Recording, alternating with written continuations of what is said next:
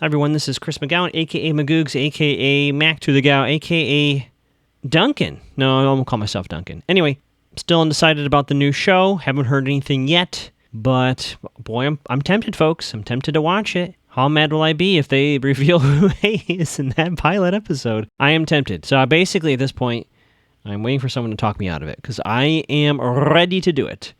But we're coming up on the season 2 finale. Look at this. I'm going to make a prediction as I record this that you're getting this Friday at 9 a.m. Pacific. We'll see if that's the case. All right, let's just get into it. Chris watches Pretty Little Liars. Chris watches Pretty Little Liars. Chris watches Pretty Little Liars so he can help you figure out who's A. Season 2, episode 23.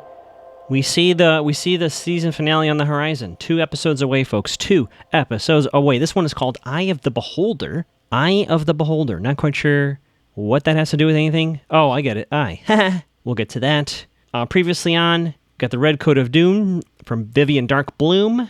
The Ezra Job situation comes to a head this episode. Just reminded that that's a thing. And I wasn't quite sure why they showed this in the previous on. Then I remembered they showed us Jason and Mom Hastings' last interaction, which was way back when they had that overnight thing, the dealing with conflict sleepover thing at the school. So weird. We're reminded that Ella is trying to understand Ezra and Arya. Toby return? ? And they're reminded that Toby and Ren with 3 N's are, I guess, in conflict. We're reminded that Hannah threw her phone in the sink. And then Duncan. New character, Duncan alert. New character alert. We start in on the 4 liars, talking about the coach guy. They're like outside of like a cafeteria, and they're saying like, "What did you tell Duncan?" And she's like, "Well, I said I was a friend of Vivian's, and then he ran away. I guess his full name is Duncan Albert, so she has his digits. He knew Allison, and I'm just going to say this right now because I'm not entirely sure the show has put a fine pin on this. I'm just going to say Brookhaven is another like suburb like Rosewood.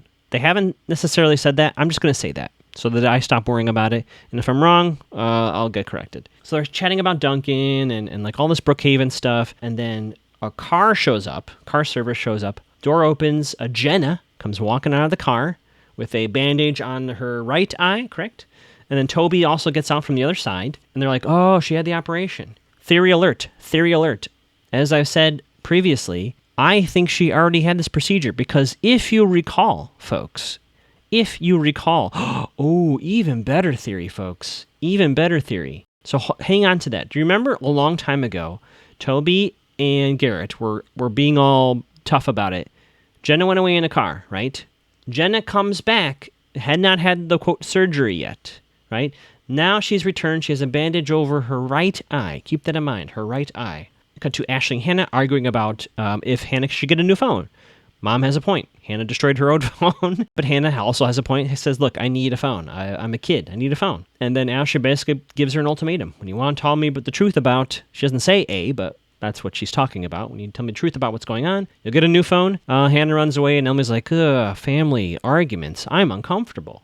Cut to the school. I could not believe this, folks. I literally paused the HBO Max and took a moment.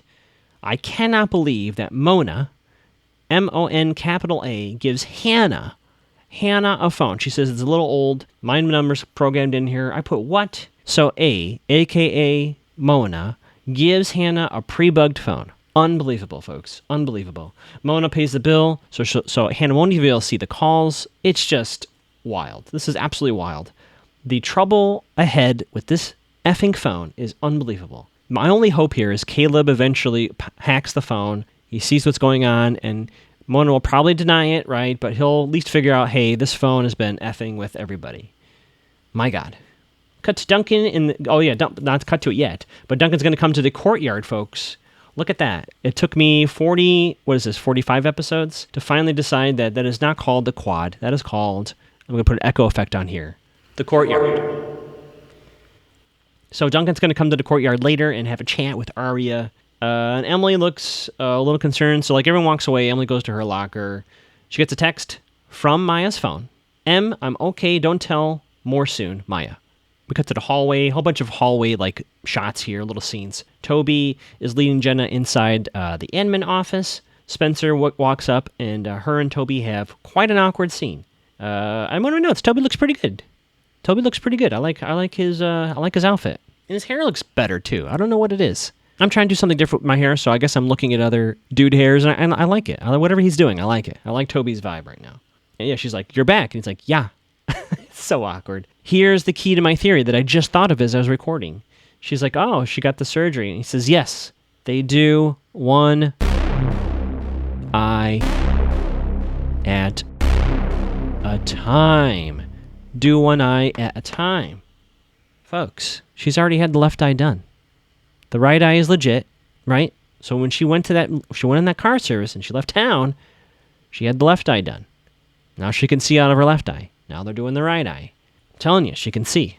And Spencer's like, "Why are you doing this?" And he says, "She's my sister." It's very interesting the show has put, I'm also just realizing this. They've given Spencer a half-brother in Jason, and Toby has a half-sister in Jenna. And there's a lot of back and forth between Spencer and Toby about what does it mean to be half-related to somebody. You know, she's trying to say Jenna, is doing A, B, C, D, E, bad things, therefore doesn't deserve your respect or your time or your help.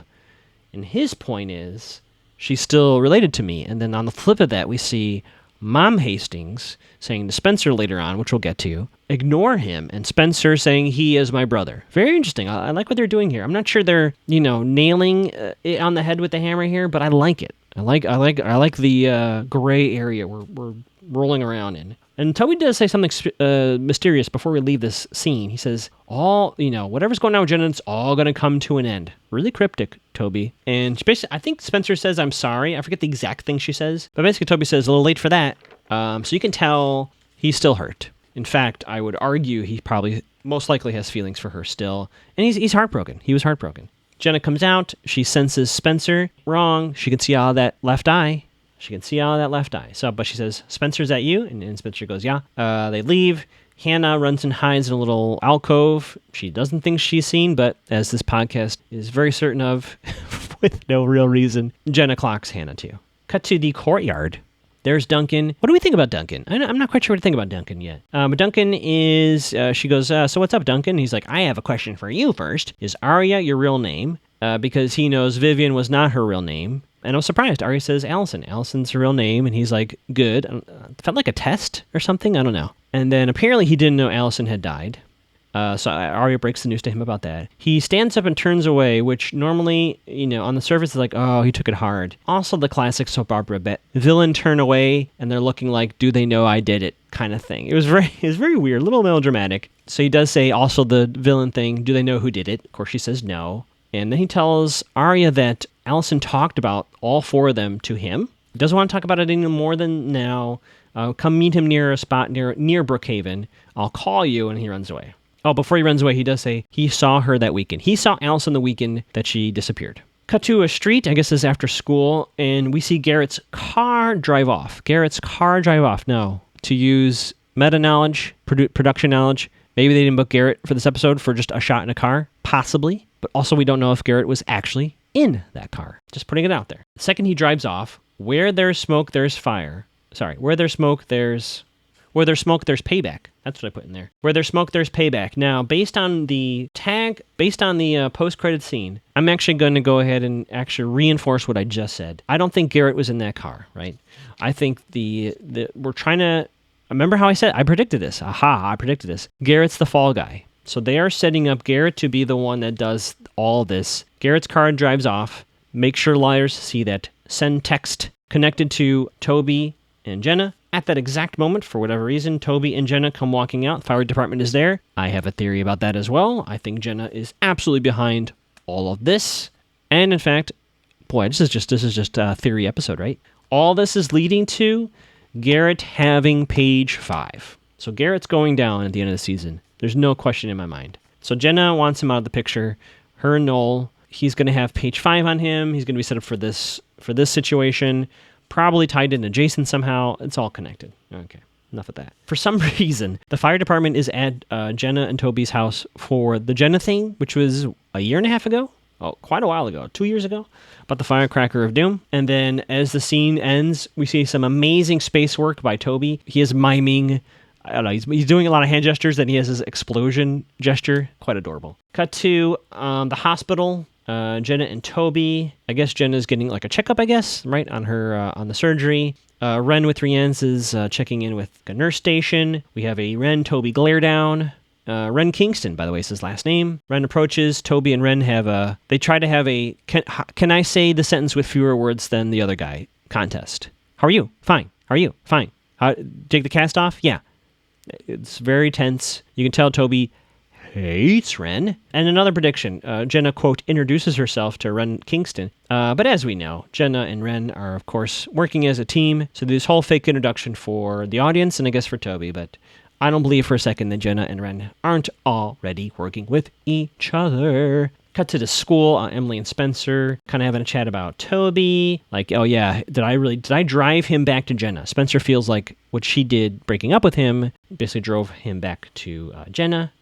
Then we get a little bit of update on Emily's end. Dad's arrived where he's got to arrive to. Mom's going to come back next week, a.k.a. episode 24. By the way, last podcast episode, you may have noticed I said a few names incorrectly. I'm going to catch myself if I do that again. Emily tells Spencer about the text from Maya, which I didn't think she was going to do, and she did. And she does this a few times this episode, and I love it. Cut to the hallway. Jason walks up to Spencer and Emily, and he says, Maya, of all people, dropped off the bag. He left it on the front porch. She left it on the front porch and then ran away. So he didn't see her, but he assumed it was from Maya. Okay, so they were like, WTF? Maya? Cut to Hollis, Ezra doing what he does in his office. Knock, knock, knock. Ella's at the door. What? And they have a bit of a conversation. Ella basically says Byron wants him gone. I think it's clear to everyone involved in the situation that Byron wants him gone. And then Ella says, okay. She asks him, is there anybody that would want to well, she doesn't use the word harass, but harass my daughter over what you two have. Ezra says, I don't think so. Then she says to him, is there anyone else that would want to do this to you, Ezra? And he says, I put in my notes, say it, Ezra. And he said, might have been at one time, but not anymore. What the is he talking about? Is he talking about his ex-girlfriend? Dude, did you forget Noel Kahn threatening you in your face, season 1? How did he not mention that to Ella? I do not know. It made me scream out loud. But I don't know if he's just being forgetful or he's protecting people. But Ella goes, all right, well, there goes that lead, and she leaves. We come back to the hallway. Mona is basically empathizing with Hannah, like, yeah, Jenna sucks. And then chatting about Spencer and Toby. And then Hannah says, I just need a few minutes with Toby. Is there anything we can do? And Mona's like, are we scheming? These are A tactics here, right? Cut to Mona and Toby. I guess she's pretending to buy his truck, and Toby is kind of in on it. He's kind of like, I think I know this is fake, but she mentions something like a rockabilly thing. And at any rate, Hannah walks in, and Toby's like, huh? And Mona's like, you two get to talk. So Mona runs away. Hannah and Toby talk, and she's like, why are you back with Jenna? He says the same thing again. He's like, she's my sister. And she says, do you remember what she did to us? And he says back to Hannah, do you remember what you did to her? And I put in my notes, he's very defensive of Jenna. I can't quite figure out what's going on here necessarily. So much has happened. Hannah's right. So much has happened to Toby from Jenna. What has changed? I do not know. Something has changed, right? Cut to the Hastings household. Emily, Spencer, and Jason are kind of going through this bag. Has a whole bunch of stuff. Some stuff is wrapped in newspaper. Keep that in mind. Aria shows up. She says, hey, I just popped in just to give you some exposition. I'm going to go talk to Duncan at Hallow Acres. Bye-bye. So she leaves immediately. They find a music box, Emily and Spencer, which I'm like, music box, that's the thing you need to look at. But of course, they're like, it's just a music box. Mom Hastings walks in. Jason's like, I bet I should go. So he walks out. Spencer walks him out. And Mom's like, did he invite himself? And Spencer's like, no, I invited him. And Mom says, leave it alone, forget it. So that's not going to be the first time they have this discussion. Cut to the Hollow Acres airport. Apparently Duncan was teaching Allison to fly a plane. Wow. And he wants to talk about Allison whilst in the air. Can you believe it, folks? It's all starting to come together. I think at the beginning of the show, I was like, how could this all happen? And we're slowly being given, bit by bit, the skills Allison acquired to do what sounds like an absolutely ridiculous escape plan here to fake her death. This sounds wild, but they're giving us plausible, a plausible thing here. So anyway, Cut back to Spencer's. They're going through the stuff. Once again, we see that music box. They don't pay it any mind. Cut to the plane. Duncan and Arya. So he lets Arya take control, and there's this little metaphor for Arya, take control of your life or something. So Arya's taking control of the plane, and Duncan starts to tell her that this is the place where Allison felt the safest, away from them. They. And Arya's like, who? Well, he says he doesn't know. It could have been a stranger. A former lover, a friend. And he looks at Arya when he says that. And then he says, I saw Ian Thomas, right? He committed suicide, left a note confessing to everything. And Arya says it was faked. It was not real. And so he tells her, and Arya says, we think Ian was trying to protect somebody. He gives another piece of the puzzle to Arya here. He says he flew from PA to Hilton Head in South Carolina, basically picked up Allison and flew her back to Philadelphia, basically this Hollow Acres in Philly, or Philly suburb. And so Arya puts together that Allison was in town 6 to 7 hours before, pretending to come in that taxi. So she was in Rosewood for 6 to 7 hours without anyone knowing that. Come back to Hollis. Byron knocks on the door. Knock, knock, knock. And he's like, you wanted to see me? And folks, are we going to do this for 7 seasons? So they're having a tense chat, and Byron's pretending like everything's fine, right? Oh, that job sounds great. And Ezra says, I want to tell you first, I'm turning down the job in New Orleans. All caps in my notes. Cannot believe it.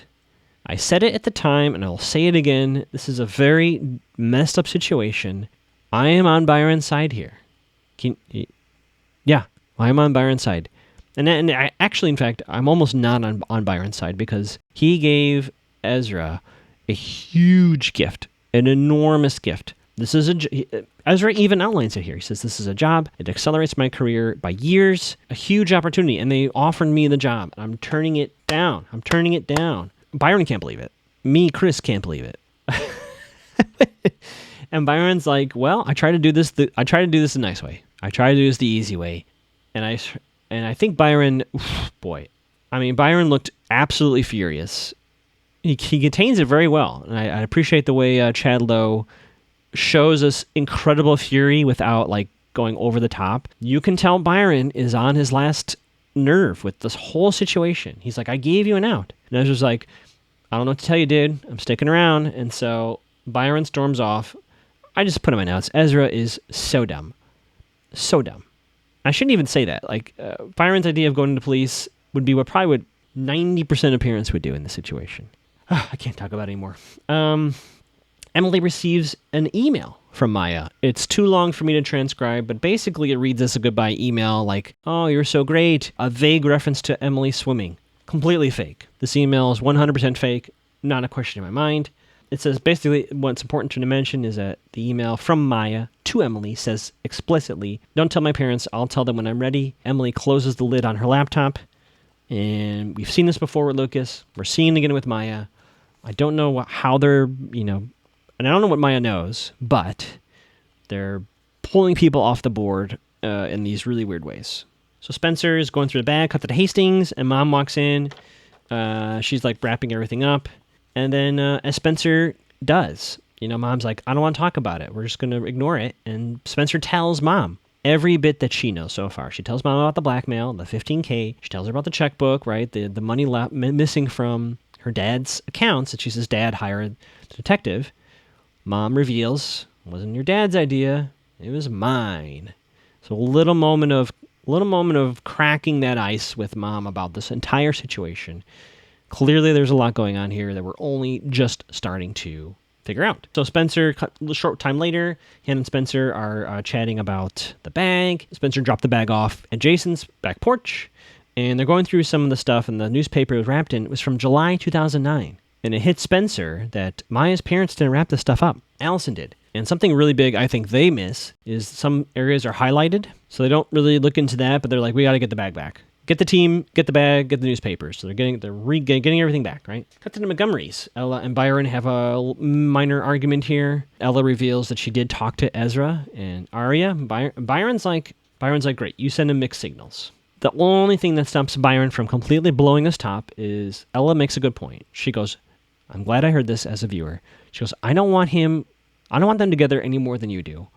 But if we keep pushing him into a corner, Arya's going to run away or elope with him. And that's the first time Byron pumps the brakes a little bit. I think he realizes that as much control as he's trying to like squeeze out of the situation, there's a breaking point, and he's getting close. Cut back to Hannah, bag retrieval. What a wild scene. What a wild scene, folks. She goes to the back porch. I'm going to take this step by step. Before she even gets to the bag, you can see something going on inside. I was like, is there a newspaper or is there paper on the back door? So she grabs the bag. Boom. Jenna's face is at the back door. Fire inside. Hannah basically gets Jenna out of the house. Spencer shows up for some reason. So Spencer and Hannah pull Jenna away, and then the house explodes. It looks like the house explodes, folks. It turns out the house didn't explode, but a huge fireball comes out. Hannah and Spencer save Jenna. We'll get to my theory about that in a moment. Cut to the hospital, and we're getting Jenna's side of the story at this point. So, according to Jenna, she got a text from Jason that was a voice text, right? It said, come to my home, I want to talk to you. Someone opened the door, she doesn't know who it was. And then that's the last thing she remembers. And then she says, Hannah saved me. Hannah saved me? Oh, wow. Folks, easiest call I've made on the show. There's a lot of things about the show no one knows, right? A lot of theories, a lot of people doing stuff behind the scenes. Jenna did all of this. In fact, I think it's Jenna and Noel, based on that. If they have not done that end credit scene, I would not be so confident. Jenna basically did all this. She faked all this. She knew Hannah was going to show up there. They waited until she was, quote, saved by Hannah to trigger the full explosion. Completely 100% Jenna did all this. But she puts on a great acting show to be moved that Hannah saved her. Back in the waiting room of the hospital, all the other liars are there. Basically, Arya fills the rest of the liars in on the whole Allie situation from Duncan. Ashley arrives and hugs Hannah. So there's a little, sometimes when, intense situations come up and there's been arguments, sometimes that puts the arguments aside for the moment, and you can see Hannah and her mom have a hug here. And then Spencer had a little bit of glass damage on her hand, so Ren's working on her hand. He fixes her hand. I did laugh when Ren called Toby the Carpenter. I love that nickname, the Carpenter. And then a really weird thing happens with Ren. He says, I want to be sure if you don't want certain things that can... How does he say it? He says, I have a direct question for you. Should certain things never have happened? Basically is what he says. A very weird way of saying it. But Spencer says, I wouldn't take back anything. It was at this moment I said, wait a minute, how old is Ren? Are we basically doing Ezra and Arya with Spencer and Ren? Because Ren, I feel like, is well over the age of 18. Anywho, that's still a thing, I guess. Cut to the waiting room. Jason's having a chat with Arya. Yes. Very simple question to Arya. He's like, what the hell was Jenna doing in my house? He was halfway to Scranton. I guess he's doing a guest spot on The Office when all this shit went down. So he didn't call Jenna. He didn't do any of that. Of course he didn't. And I'm guessing Jenna's phone's not going to have the mysterious text anymore, is it? Of course not.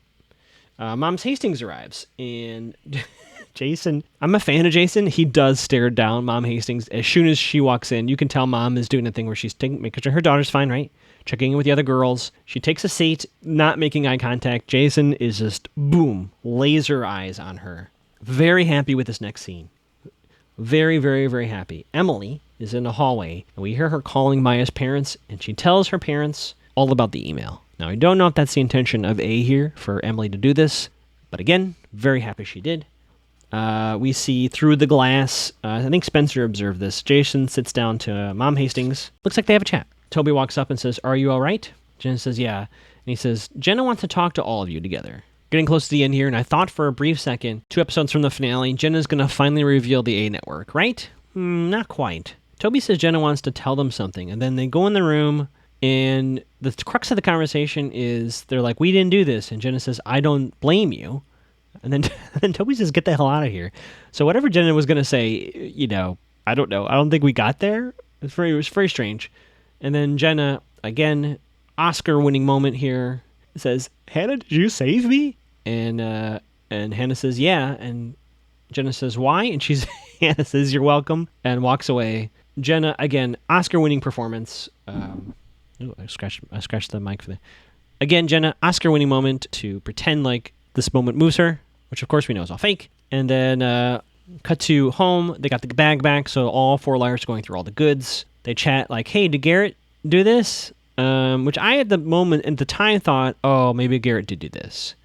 So they're kind of theorizing that maybe Garrett did this. We see that music box again, folks, and we just look at it and like, look at the music box. But we don't. They find a postcard with a number on it, very random. Looking at clues, it's like they're doing an escape room. They're not quite sure what to make of all this stuff. There's a gazebo, and somehow they put together that she was at the gazebo around the time of her disappearance. I think it's the gazebo where they found her a year later. I think, not 100% sure, but they determined that that's where they're going to go next. And then the music box, as if on cue, starts playing a song. Post-credit scene, see our creeper, which I'm officially recalling Noel Kahn, plants a police badge. I noted the number 214. I'm assuming that's Garrett's, which is all part of their plan to frame Garrett. What do we think, folks? Well, with 2 episodes left after this one, it's clear to me we're sending up Garrett to be the fall guy. He may end up revealing the A network out of spite. We know there's a gun in play. Someone's getting shot. I'm worried Byron's going to lose his temper on Ezra. I don't think he has a gun, but I'm worried. I still think they might try to set up Jason and or Garrett. So someone's getting shot, folks. I don't know who. And Mona has given Hannah a bugged phone. I can't believe it. I cannot believe it. So just when I thought A was losing power, I think Jenna actually took a page out of Mona's book, because Jenna is now trying to gain sympathy, right? So Hannah saves Jenna, and now Jenna can pretend to be softer, right, and more open to Hannah, and bridge a one-to-one gap, much like Mona has done. And clearly the conflict between the Mona A group, and the Jenna A group is growing. Whew. I've been Chris. You can find me on Twitch at Mac2theGow, MacTotheGow, Mac2theGow. Twitter and Instagram at Magoogs. I need to be more active. I know I do. I'll do it. I'll try. Please let me know what you think. I have feedback forms for all the questions from last episode. Love to hear what you all think. Love to hear if you think I should review the new show, the risk of spoiling the old show. Hope you're all doing okay. And just checking in. Are y'all doing okay? Good. Well, I've said way too much.